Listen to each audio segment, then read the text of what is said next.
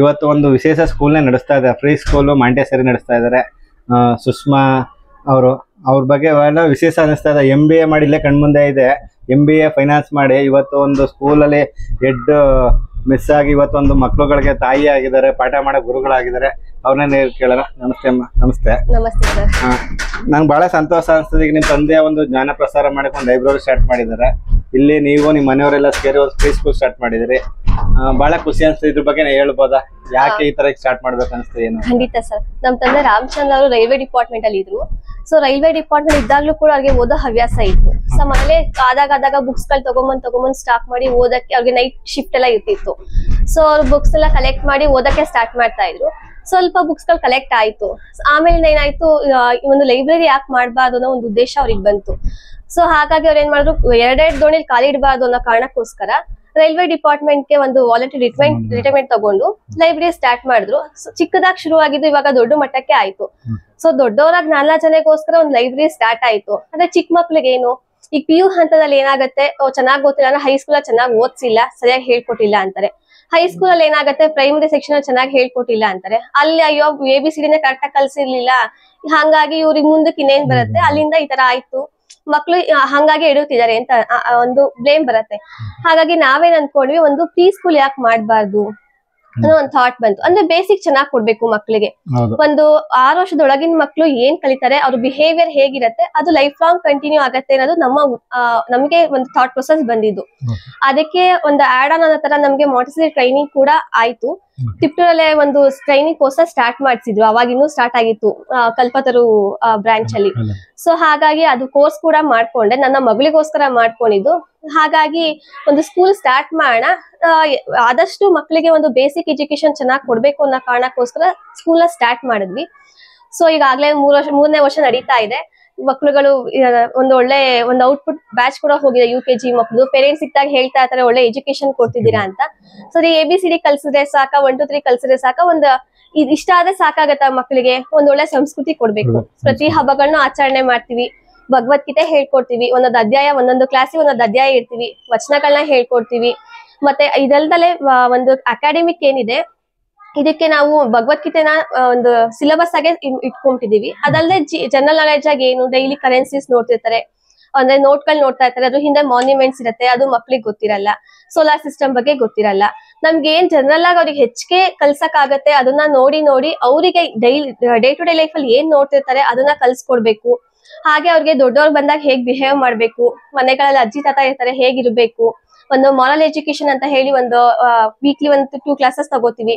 ಅವ್ರಿಗೆ ಒಂದು ನೀತಿ ಕಥೆಗಳು ಹೇಳೋದಿರ್ಬೋದು. ಈ ತರ ಅವ್ರಿಗೆ ಎಕ್ಸ್ಟ್ರಾ ಏನು ಅವರ ಬೆಳವಣಿಗೆಗೆ ಏನ್ ಬೇಕು ಅಂತ ಅನ್ಸುತ್ತೆ ಅದನ್ನ ಪ್ರತಿಯೊಂದನ್ನು ಕೂಡ ನಾವು ಇಲ್ಲಿ ಸೇರ್ಸ್ಕೊತಾ ಹೋಗ್ತಿದೀವಿ. ಯೋಗ ಕೂಡ ಹೇಳ್ಕೊಡ್ತಿದೀವಿ ವೀಕೆಂಡ್ಸ್ ಅಲ್ಲಿ.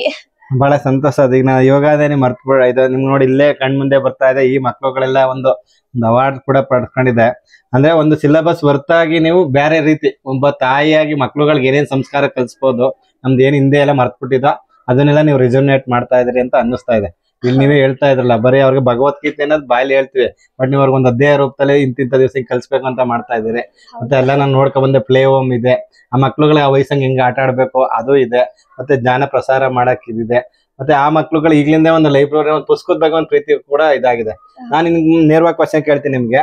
ನೀವೆಲ್ಲ MBA ಇನ್ ಫೈನಾನ್ಸ್ ಮಾಡಿದವರು, ಆ ಒಂದು ಫೀಲ್ಡ್ ಇವತ್ತು ಹೋಗಿದ್ರೆ, ಇವತ್ತು ಬೆಂಗಳೂರು ಲೆವೆಲ್ ಕೈ ತುಂಬಾ ಸಂಬಳ ತಗೊಳ್ತೀರಿ, ಒಂದು ದೊಡ್ಡ ಪೋಸ್ಟ್ ಅಲ್ಲಿ ಇರ್ತಿದ್ರೆ, ಅಂತ ಎಲ್ಲ ಬಿಟ್ಟು ಇಲ್ಲಿಗೆ ತೊಡಸ್ಕೊಳಕ್ ಹೆಂಗ್ ಆಗ್ತೋ ನಿಮ್ಗೆ? ಹೆಂಗ್ ಕಾರಣ, ಪ್ರೇರಣೆ ಏನಾಯ್ತು? ಸರ್ ನಾನು ಮುಂಚೆ ಇನ್ಫೋಸಿಸ್ ಅಲ್ಲಿ ವರ್ಕ್ ಮಾಡ್ತಾ ಇದ್ದೆ. ಸೊ 1 ಇಯರ್ ವರ್ಕ್ ಮಾಡ್ದೆ. ಆಮೇಲೆ ಮದ್ವೆ ಆಯ್ತು ಅನ್ನೋ ಕಾರಣಕ್ಕೆ ಇಲ್ಲೇ ಬಂದ್ ಸೆಟ್ಲ್ ಆಗ್ಬೇಕಾಯ್ತು. ಆಮೇಲೆ ಒಂದ್ ಬಂತು, ಅಲ್ಲೇ ಹೋಗಿ ಕೆಲ್ಸಕ್ಕೆ ಜಾಯಿನ್ ಆಗ್ಬೇಡ, ಇಡೀ ಫ್ಯಾಮಿಲಿ ಶಿಫ್ಟ್ ಆಗೋಣ ಅಂತ. ಬಟ್ ಎಲ್ಲೋ ಈ ಲೈಬ್ರರಿ ಆಗಿದ್ದ ಕಾರಣಕ್ಕೋ ಏನೋ ಇಲ್ಲೇ ಸೆಳೀತಾ ಇತ್ತು. ಬಟ್ ನಂಗೆ ಈ ಊರ್ ಬಿಟ್ಟು ಹೋಗಕ್ಕೆ ಅಷ್ಟು ಮನ್ಸಾಗ್ಲಿಲ್ಲ. ಅದಲ್ಲೇ ಸ್ಕೂಲ್ ಸ್ಟಾರ್ಟ್ ಮಾಡ್ಬೇಕು ಅನ್ನೋದೊಂದು ಇದ್ದಿದ್ರಿಂದ ನನಗೆ ಅಲ್ಲಿ ಸಂಬಳಕ್ಕಿಂತ ಹೆಚ್ಚಾಗಿ ನನ್ಗೆ ಇದೇ ಹೆಚ್ಚು ಸ್ಯಾಟಿಸ್ಫ್ಯಾಕ್ಷನ್ ಕೊಡ್ತಾ ಇದೆ ಈ ಕೆಲ್ಸನೇ. ಈ ಮಕ್ಳುಗಳ ಜೊತೆ ಇರೋದಿರ್ಬೋದು, ಮಕ್ಳು ನಮ್ಮನ್ನ ಹಚ್ಕೊಳ್ಳೋದಿರ್ಬೋದು, ಇಷ್ಟು ಪ್ರೀತಿ ಅಲ್ಲಿ 4 ಗೋಡೆ ಮಧ್ಯೆ ಕುತ್ಕೊಂಡು ಕಂಪ್ಯೂಟರ್ ಮುಂದೆ ಕೆಲಸ ಮಾಡಿದಾಗ ಸಿಗೋದಿಲ್ಲ. ಹಾಗಾಗಿ ನನಗೆ ಅಲ್ಲಿ ಕೆಲ್ಸಕ್ಕಿಂತ, ಅಲ್ಲಿ ದುಡ್ಡಿಗಿಂತ ಇಲ್ಲಿ ಇನ್ಕಮ್ ಅಲ್ಲಿಗಿಂತ ಕಮ್ಮಿ ಸಿಗ್ತಿರಬಹುದು ನನಗೆ. ಯಾಕೆಂದ್ರೆ ಈಗ ಹೊಸದಾಗಿ ಶುರು ಆಗಿರೋದ್ರಿಂದ. ಅಲ್ಲಿ ಹೋಗಿದ್ರೆ 1 ಲಕ್ಷ ಗಟ್ಲೆ ಸಂಬಳಗಳು ಸಿಕ್ತಿತ್ತು, ಇಲ್ಲ ಅಂತಲ್ಲ. ಯಾಕೆಂದ್ರೆ ಅಲ್ಲೂ ಕೆಲಸ ಮಾಡಿ ಬಂದಿರೋದ್ರಿಂದ ಅಲ್ಲಿ 4 ಗೋಡೆ ಮಧ್ಯೆ ಕೂತ್ಕೊಂಡು ಒಂದು ಸರ್ಕಲ್ ಅಲ್ಲಿ ಕೆಲಸ ಮಾಡಕ್ಕಿಂತ ಇಲ್ಲಿ ಪಬ್ಲಿಕ್ ಕಾಂಟ್ಯಾಕ್ಟ್ ಚೆನ್ನಾಗ್ ಆಗ್ತಾ ಇದೆ. ಮತ್ತೆ ನಮ್ಮ ಮಕ್ಳುಗಳ ಜೊತೆ ಇರೋದೇ ನನಗೆ ತುಂಬಾ ಖುಷಿ ಕೊಡ್ತಾ ಇದೆ. ಎಲ್ಲಕ್ಕಿಂತ ಹೆಚ್ಚಾಗಿ ನಮ್ಮ ಮನೇಲಿ ತುಂಬಾ ಸಪೋರ್ಟಿವ್ ಆಗಿದ್ದಾರೆ ಎಲ್ಲಾರು. ನಿಮ್ ತಾಯಿ ತಂದೆ ಮನೆಯವರು ಎಲ್ಲರೂ? ಹೌದು ಹೌದು, ಎಲ್ಲರೂ ತುಂಬಾ ಖಂಡಿತ. ಸಪೋರ್ಟಿವ್ ನಾನೀಗ ಆಗಿದ್ದಾರೆ. ನಿಮ್ ತಾಯಿಯವ್ರು ಮಾತಾಡಿಸ್ತಾ ಇದ್ದೆ, ಅವ್ರು ಹೇಳ್ತಾ ಇದ್ರು ಆತಿಥ್ಯ ಗುಣ ಇಲ್ಲಿ ಈ ಮನೆಗ್ ಬಂದವರೆಲ್ಲ ಈ ಮನೆಯವ್ರು ಆಗ್ಬಿಡ್ತಾರೆ ಅಂತ.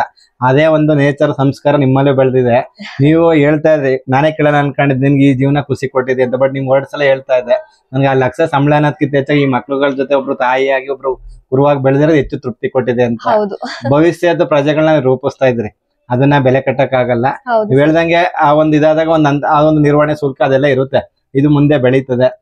ಅಂದ್ರೆ ಈಗ ಎಷ್ಟೋ ಮಾಂಟೆಸರಿಗಳು ಎಲ್ಲೆಲ್ಲ ಕಾಮನ್ ಆಗಿದೆ ನಮ್ಮ ಮೈಸೂರುಗಳಲ್ಲಿ ಗಲ್ಗಳಲ್ಲಿ ಇರ್ಬೋದು ಏನೋ, ಬಟ್ ಇಷ್ಟೊಂದು ವಿಶೇಷತೆ ನಾನೇ ಹೇಳ್ತಾ ಇದ್ದೀನಿ ನೇರವಾಗಿ. ನಾನು ಎಲ್ಲಾನು ಹೋಗಿ ಅಬ್ಸರ್ವ್ ಮಾಡ್ಕೊಂಡ್ ಬಂದೆ.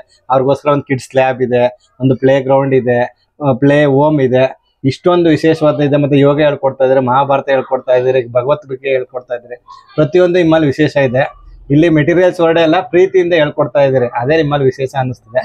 ಏನಾರ ನಮ್ಮ ತಂದೆ ತಾಯಿಗಳಿಗೆ ನೀವೊಬ್ರು ತಾಯಿ ಆಗಿದ್ರೆ ನಿಮ್ಮ ಮಗಳು ಕಲಿಬೇಕೋಸ್ಕರ ಈ ಮಾಂಟೆಸರಿ ಕಲಿತ ಕೋರ್ಸ್ ಅಂತ ಹೇಳಿದ್ರೆ, ನಮ್ಮ ತಂದೆ ತಾಯಿಗಳು ಏನ್ ಇವತ್ತು ನಿಮ್ಮ ಈ ವಯಸ್ಸಿನ ಮಕ್ಳುಗಳಿಗೆ ಏನ್ ಹೇಳಕ್ ಇಷ್ಟಪಡ್ತೀರಿ? ಒಬ್ರು ತಾಯಿಯಾಗಿ ಒಬ್ಬ ಗುರುವಾಗಿ ಏನ್ ಹೇಳಕ್ ಇಷ್ಟಪಡ್ತೀನಿ? ಯೂಶಲಿ ನಮಗೆ ಏನ್ ಕಂಪ್ಲೇಂಟ್ಸ್ ಬರ್ತಿರುತ್ತೆ, ಒಂದ್ ಚಿಕ್ಕ ಪುಟ್ಟದ ಏನಾದ್ರು ಆದ್ರೂ ಪೇರೆಂಟ್ಸ್ ಬಂದು ನಿಂತ್ಕೊಳ್ತಾರೆ. ಒಂದ್ ನೀರ್ ಕುಡ್ದಿಲ್ಲ ಅಂತ ಇರ್ಬೋದು, ಮನೆಗಳಲ್ಲಿದ್ರೆ ಅದನ್ನು ಕೂಡ ಮಾಡಲ್ಲ ಪೇರೆಂಟ್ಸ್. ಅಷ್ಟು ಕೇರ್ ಆಗಿ ನೋಡ್ಕೊಳ್ಳ, ನಾವ್ ಅಷ್ಟು ಚೆನ್ನಾಗಿ ನೋಡ್ಕೋತಿರ್ತೀವಿ, ಅಷ್ಟು ಚಿಕ್ಕ ಪುಟ್ಟದ್ ಬರ್ತಾನೆ ಇರುತ್ತೆ ಎಲ್ಲಾ ಸ್ಕೂಲಲ್ಲೂ ಸಹಜ. ಬಟ್ ಅದೇನು ಅಂದ್ರೆ ಅದನ್ನ ಪೇರೆಂಟ್ಸ್ ಸ್ವಲ್ಪ ಅರ್ಥ ಮಾಡ್ಕೊಂಡು ಮುಂದೆ ಹೋದ್ರೆ ಚೆನ್ನಾಗಿರುತ್ತೆ ಅಂತ ನನಗ್ ಅನ್ಸುತ್ತೆ. ಮತ್ತೆ ಇಲ್ಲಿ ಬರೋ ಪ್ರತಿಯೊಂದು ಮಕ್ಳು ನಮ್ಮ ಮಕ್ಳ ಫೀಲಿಂಗ್ ಅಲ್ಲಿ ನಾವು ನೋಡ್ಕೋತಾ ಇರ್ತೀವಿ. ಮತ್ ನಾವ್ ಯಾವ್ದೇ ಟೀಚರ್ಸ್ ಬಂದ್ರು ಅವ್ರಿಗೆ ಫಸ್ಟ್ ಹೇಳದೆ ಅದನ್ನ, ಬರೋ ಪ್ರತಿಯೊಂದು ಮಗುನು ನಿಮ್ ಮಗುನೇ, ನೀವ್ ಅದೇ ತರಾನೇ ನೋಡ್ಕೋಬೇಕು ಅಂತಾನೆ ಹೇಳಿರ್ತೀವಿ. ಹಾಗಾಗಿ ಮಕ್ಳು ನಮ್ಮನ್ ತುಂಬಾ ಹಚ್ಕೊಂಡಿರ್ತಾರೆ, ನಾವು ಕೂಡ ಮಕ್ಳನ್ನ ಅಷ್ಟೇ ಹಚ್ಕೊಂಡಿರ್ತೀವಿ. ಒಬ್ಬರೊಬ್ಬರು ಬಿಟ್ಟಿರಕ್ ಆಗಲ್ಲ. 2 months ರಜಾ ಬರುತ್ತೆ, ಮಕ್ಳುಗಳು ಮನೆಗೆ ಹುಡ್ಕೊಂಡ್ ಬರ್ತಾರೆ, ನೋಡ್ಬೇಕು ಮ್ಯಾಮ್ ನೋಡ್ಬೇಕು ಅಂತ. ನಮಿಗೂ ಅಷ್ಟೇ ತುಂಬಾ ನೆನ್ಸ್ಕೊತಾ ಇರ್ತೀವಿ ಮಕ್ಳುಗಳನ್ನ. ಒಟ್ನಲ್ಲಿ ನಾವು ನಮ್ಮ ಸ್ಕೂಲಿಗೆ ಬರೋ ಮಕ್ಳು, ಟೀಚರ್ಸ್, ನಾವು ಪ್ರತಿಯೊಬ್ರು ಖುಷಿಯಾಗೆ ಕೆಲಸ ಮಾಡ್ತೀವಿ, ಮಕ್ಳು ಅಷ್ಟೇ ಖುಷಿಯಾಗಿರ್ತಾರೆ. ಖಂಡಿತ. ಬಹಳ ಸಂತೋಷ. ನಿಮ್ ಮಾತುಗಳು ಹೇಳ್ತಾ ಇದೆ, ಆ ಒಂದು ನಮ್ಮ ಪೇರೆಂಟ್ಸ್ ಒಂದು ಅರಿವಿಲ್ದಾನೆ ಅವ್ರೇನೋ ಒಂದು ಒಳಗಡೆ ಮಾತ್ರ ಇದರಿಂದ ಹಂಗ ಆಡ್ಬೋದು, ಬಟ್ ಅವ್ರಿಗೂ ಅರ್ಥ ಆಗುತ್ತೆ ಅಂತ ಹೇಳ್ತಾ, ಇಷ್ಟೊತ್ತು ನಿಮ್ಮ ಈ ಒಂದು ಸ್ಕೂಲ್ ಬಗ್ಗೆ ಇದು ಒಂದು ಮುಗಿದೇ ಅಧ್ಯಾಯ. ಅಂದ್ರೆ ನಿಮ್ ಬಗ್ಗೆ ಮಾತಾಡೋದು ಇನ್ನೂ 1 ಗಂಟೆ ಮೇಲೆ 10 ಗಂಟೆ ಮಾತಾಡೋದು ಸಾಲ ನನ್ಗೆ ಗೊತ್ತಿದೆ. ನಿಮ್ ಪೂರ್ವಭಾಗಿ ನಿಮ್ ಪರಿಚಯನ ಇಲ್ಲಿ ಮಾಡ್ಕೊಡ್ತಾ ಇದ್ವಿ ಅಷ್ಟೇ. ಮುಂದಿನ ದಿನಗಳಲ್ಲಿ ನಿಮ್ದು ಒಂದು ಸೀರೀಸ್ ಮಾಡ್ಬೇಕು ಅಂತ ಅನ್ಸಿದೆ ನಿಮ್ ತಂದೆಯವ್ರ ಜೊತೆ ಎಲ್ಲ ಮಾತಾಡಿದಾಗ. ಇಷ್ಟೊತ್ತು ಒಂದು ಪ್ರೀ ಸ್ಕೂಲ್ ಅಂದ್ರೆ ಏನೋ, ಒಂದು ತಾಯಿ, ಒಂದು ಗುರು, ಮತ್ತೆ ಏನೇನ್ ಕಲಿಬೇಕು ಅನ್ನೋದೆಲ್ಲ ಒಂದು ಸಣ್ಣ ಒಂದು ಸಂಕ್ಷಿಪ್ತವಾಗಿ ತಿಳಿಸಿದ್ರಿ. ನಿಮ್ಗೆ ನಾವ್ ಯಾರೇ ಇಲ್ಲಿ ವೀಕ್ಷಕರು ನೋಡ್ತಾ ಇದ್ವಿ, ಅವ್ರಿಗೆ ನಮ್ಮ NGO ಪರವಾಗಿ ಎಲ್ಲರ ಪರವಾಗಿ ತುಂಬ ಧನ್ಯವಾದ ತಿಳಿಸ್ತೀವಿ. Thank you madam. ವೀಕ್ಷಕರೇ, ಈಗ ತಾನೇ ನಮ್ಮ ಸುಷ್ಮಾ ಮೇಡಮ್ ಅವ್ರು ಹೇಳ್ತಾ ಇದ್ರು, ಇಲ್ಲೇ ನೋಡಿ ಆ ಮಕ್ಳುಗಳ ಕಣ್ಣಲ್ಲೇ ಒಳಪಲ್ಲೇ ನೋಡಿ ಅವು ಎಷ್ಟು ಖುಷಿಯಿಂದ ಮಾಡ್ತಾ ಇದ್ದಾರೆ. ನನಗಂತೂ ಖುಷಿ ಆಗ್ತಾ ಇದೆ, ನಮಗೆಲ್ಲ ಈ ಥರ ಒಂದು ಎಜುಕೇಷನ್ನು ಸಿಗಬೇಕಾಯ್ತು ಅಂತ.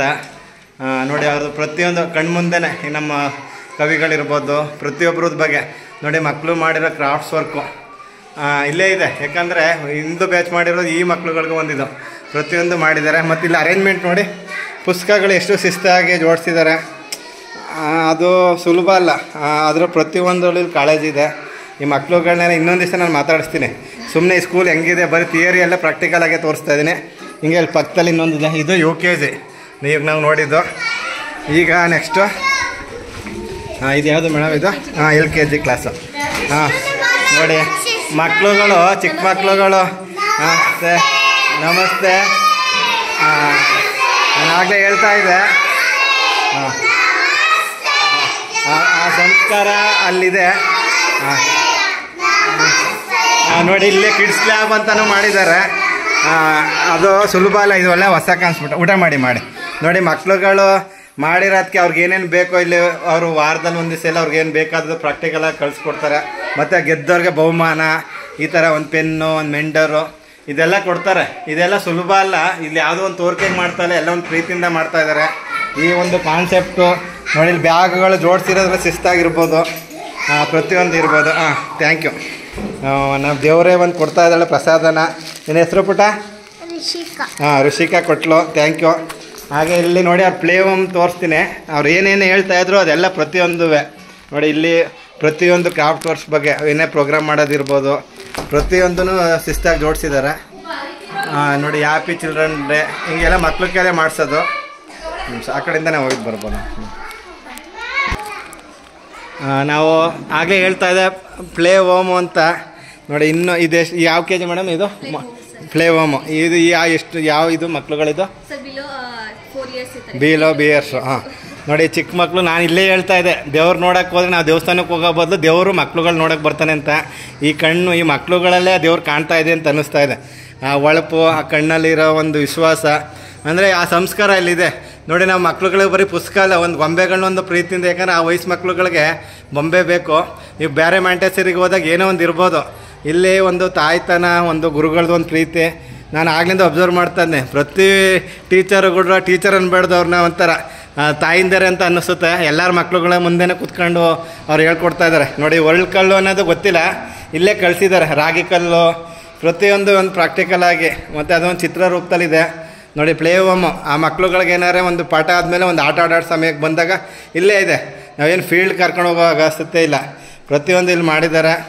ನಾನು ಮೈಸೂರಲ್ಲಿ ಅನೇಕ ಮಾಂಟೆಸರಿ ಫ್ರೀ ಸ್ಕೂಲ್ ನೋಡಿದ್ದೀನಿ, ಬಟ್ ಇಲ್ಲೇನೋ ಒಂದು ಅಲ್ಲೆಲ್ಲ ಒಂದು ಆಕರ್ಷಣೆ ಇರ್ಬೋದು, ಬಟ್ ಜೀವಂತಿಕೆ ಇಲ್ಲಿ ಕಾಣ್ತಾ ಇದೆ ಅಂತ ನಾನು ನೇರವಾಗಿ ಹೇಳೋಕ್ಕೆ ಇಷ್ಟಪಡ್ತೀನಿ. ತುಂಬ ಸಂತೋಷ. ನಮಗೆ ಶ್ರೀಮತಿ ಸುಷ್ಮಾ ಅವರು ತಮ್ಮ ಸ್ಕೂಲ್ ಬಗ್ಗೆ ತಿಳಿಸ್ಕೊಟ್ರು. ಹಾಗೆ ಅವ್ರ ಟೀಚರು ಕೂಡ ನಾನು ಅಬ್ಸರ್ವ್ ಮಾಡಿದೆ, ಎಲ್ಲರೂ ಒಬ್ಬರು ತಾಯಿಯಾಗಿ ಪಾಠ ಹೇಳ್ಕೊಡ್ತಾ ಇದ್ದಾರೆ. ಎಲ್ರಿಗೂ ನಮ್ಮ ವಿಡಿಯೋ 360 ಚಾನಲ್ ಪರವಾಗಿ ಮತ್ತೊಮ್ಮೆ, ಮತ್ತು ಟಿ ವಿನೂ ಕೂಡ ಇಟ್ಟಿದ್ದಾರೆ, ಸರ್ರು ಬಂದಿದ್ದಾರೆ. ಅವ್ರದ್ದು ಒಂದು ಕಲ್ಪನೆ ಇದು, ಏನೇ ಆದರೂ ಮೂಲಭೂತ ಸೈನ್ಸ್ ಹೇಳ್ಕೊಡ್ಬೇಕು. ಹಾಗೆ ಮಹಾನ್ ವ್ಯಕ್ತಿಗಳದೆಲ್ಲ ಕಣ್ಮುಂದೆನೇ ಇದ್ದಾರೆ. ರೈಮ್ಸು ಪ್ರತಿಯೊಂದು ಇಲ್ಲಿದೆ. ಇಲ್ಲಿ ಯಾರು ತುರುವೇಕೆರು ಇರ್ಬೋದು, ಇಲ್ಲಿ ಅಕ್ಕಪಕ್ಕದವ್ರು ಇರ್ಬೋದು, ಈ ಥರ ಒಂದು ಮಾಂಟೆರಿ ಸ್ಕೂಲ್ಗೆ ನಿಮ್ಮ ಮಕ್ಳುಗಳನ್ನ ಸೇರಿಸಿ ಅಂತ ನಾನೇ ನೇರವಾಗಿ ಸಜೆಸ್ಟ್ ಮಾಡ್ತೀನಿ. ನನ್ನ ಮನಸ್ಸಿಂದ ಹೇಳ್ತಾ ಇದ್ದೀನಿ. ಯಾಕಂದರೆ ನಿಮ್ಮ ಮಕ್ಕಳು ಮುಂದೆ ಒಂದು ಒಳ್ಳೆ ವ್ಯಕ್ತಿಗಳಾಗೋಕ್ಕೆ ಇಲ್ಲೇ ಒಂದು ಅಡಿಪಾಯ ಆಗುತ್ತೆ ಅಂತ ಹೇಳ್ತಾ, ಇಷ್ಟೊತ್ತು ನಮಗೆ ತಮ್ಮ ಒಂದು ಬಿಡುವಿನ ವೇಳೆಯಲ್ಲಿ ಪಾಠ ಮಾಡ್ತಾಯಿದ್ರು. ಅವ್ರು ರಿಕ್ವೆಸ್ಟ್ ಮಾಡಿದ್ದಕ್ಕೆ ತಿಳಿಸ್ಕೊಟ್ಟ ಶ್ರೀಮತಿ ಸುಷ್ಮಾ ಅವ್ರಿಗೆ, ಹಾಗೆ ಅವ್ರದ್ದು ತಂಡದವ್ರಿಗೆ, ಹಾಗೆ ಸರ್ಗೆ, ಎಲ್ಲರ ಪರವಾಗಿ ಮತ್ತೊಮ್ಮೆ ತುಂಬ ಹೃದಯದ ಧನ್ಯವಾದ ತಿಳಿಸ್ತೀವಿ. Thank you very much.